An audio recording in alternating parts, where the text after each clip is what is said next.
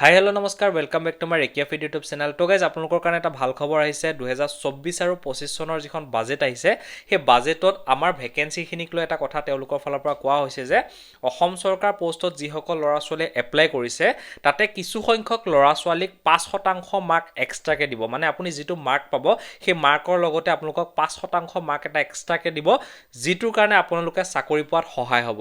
কিন্তু এই যিটো মাৰ্কটো এইটো কোনে পাব বা কি পোষ্টত পাব এই গোটেইখিনি কথা এইটো ভিডিঅ'ত আপোনালোকক উল্লেখ কৰিম। যদি ভিডিঅ'টো ভালদৰে চাই সকলো গম পাই যাব। তাৰ আগতে যদি আমাৰ চেনেলত প্ৰথমবাৰ ভিডিঅ' চাইছে তেনেহ'লে ভিডিঅ'টো লাইক কৰি চেনেলটো ছাবস্ক্ৰাইব কৰি এতিয়া যিখিনি আমি নতুনকৈ ভেকেঞ্চি মুকলি কৰিলোঁ, য'ত প্ৰায় 35,910টা পদৰ যি বিজ্ঞাপন আমি মুকলি কৰিলোঁ, সেই বিজ্ঞাপনত কি পোষ্ট আছিলে জানেনে?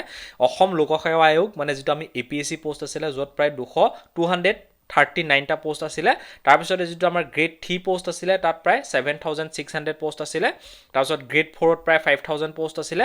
তাৰ লগতে যিটো আমাৰ পুলিচ বিভাগৰ যিটো পোষ্ট আহিছিলে বেলেগকৈ আহিছিলে পোষ্ট, কিন্তু টোটেল পোষ্ট আছিলে 6,167 পোষ্ট আছিলে। তাৰপিছতে মেডিকেল ডিপাৰ্টমেণ্টত প্ৰায় 2,500 পোষ্ট মুকলি হৈছিলে। তাৰ লগতে যিটো আমাৰ শিক্ষা বিভাগ মানে এডুকেশ্যন ডিপাৰ্টমেণ্টত প্ৰায় 14,404 টোটেল 35,910টা পদৰ যি বিজ্ঞাপন মুকলি কৰিলে। এই যিখিনি পোষ্ট আমি মুকলি কৰিলোঁ এইখিনি পোষ্টৰ যেতিয়া প্ৰচেছটো সকলোবোৰ কমপ্লিট হৈ যাব, কমপ্লিট হোৱাৰ পিছতে টোটেল 1,30,416 জন ল'ৰা ছোৱালীক আমি চাকৰি দিলোঁ বুলি আমি ক'ব পাৰিম। 2024 আৰু 25 চনৰ যিখন বাজেট আহিছে সেই বাজেটত তেওঁলোকৰ ফালৰ পৰা এটা কথা উল্লেখ কৰিছে। তো চৰকাৰে কৈছে যে যিসকল ল'ৰা ছোৱালী ঘৰত এজনো চাকৰিয়াল মানুহ নাই সেইসকল ল'ৰা ছোৱালীক 5% মাৰ্ক আমি এক্সট্ৰাকৈ দিম বুলি তেওঁলোকৰ ফালৰ পৰা উল্লেখ কৰিছে।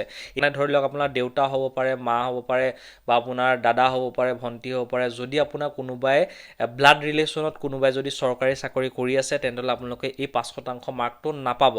যদিহে নাই কৰা তেনেহ'লে আপোনালোকৰ কাৰণে বহুত ভাল খবৰ, কাৰণ 5% মাৰ্ক মানে 2-1 হ'লেও বাঢ়িব আপোনালোকৰ ফালৰ পৰা যিটো 5% মাৰ্ক দিম বুলি কৈছে এইটো 5 মাৰ্ক নহয়, 5% মাৰ্ক দিব। মানে ধৰক আপুনি যিটো মাৰ্ক পাব তাৰ 5%। ধৰি লওক মই অসম পুলিচৰ কথাই কৈছোঁ, ধৰক অসম পুলিচত ৰিটেন হ'ব, ৰানিং হ'ব, লং জাম্প হ'ব, এই গোটেইখিনি মাৰ্ক মিলাই যিটো আমাৰ ফাইনেল মেৰিট লিষ্ট বনে, ফাইনেল মেৰিট লিষ্টলৈকে আপোনাৰ গোটেইখিনি মাৰ্ক মিলাই কিমান মাৰ্ক হ'ল সেই মাৰ্কটো ধৰক আপুনি গোটেইখিনি মাৰ্ক মিলাই 100ৰ ভিতৰত আপোনালোকৰ 60 মাৰ্ক হৈছে। সেই 60 মাৰ্কৰ 5%, 60 মাৰ্কৰ 5% যিমান হয় সেইটো আপোনালোকে এক্সট্ৰাকৈ সেই 60 লগত যোগ কৰি আপোনালোকক দি দিব, যদিহে আপোনালোকৰ ঘৰত কোনো ধৰণৰ চাকৰিয়াল মানুহ নাই তেতিয়া। এই যিটো 5%ৰ কনচেপ্টটো তেওঁলোকে আনিছে এইটো হয়তো কিছু সংখ্যক ল'ৰা ছোৱালীৰ কাৰণে বহুত বেছি ভাল খবৰ হ'ব পাৰে, কিন্তু হয়তো কিছু সংখ্যকৰ কাৰণে বেয়া খবৰো হ'ব পাৰে। চ' আপোনালোকে কমেণ্ট কৰি জনাব এই যিটো 5% তেওঁলোকে আনিছে যে যিসকল ল'ৰা ছোৱালী ঘৰত এজনো চাকৰিয়াল মানুহ নাই তেওঁলোকক 5%কৈ দিম বুলি যিটো কনচেপ্ট তেওঁলোকে আনিছে এইটো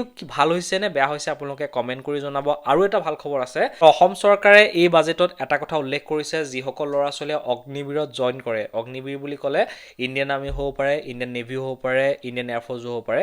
এই তিনিটাত যিহেতু আজিকালি 4 বছৰ কাৰ্যকাল কৰি দিলে, 4 বছৰ চাকৰি কৰাৰ পিছত আপোনালোকক উলিয়াই দিব বুলি তেওঁলোকে কৈছে।